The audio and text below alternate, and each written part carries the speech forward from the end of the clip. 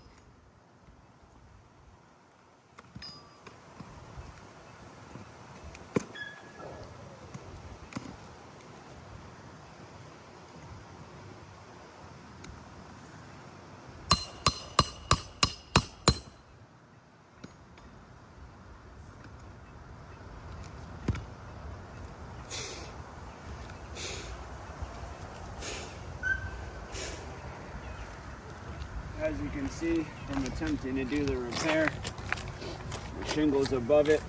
are starting to crack pretty badly.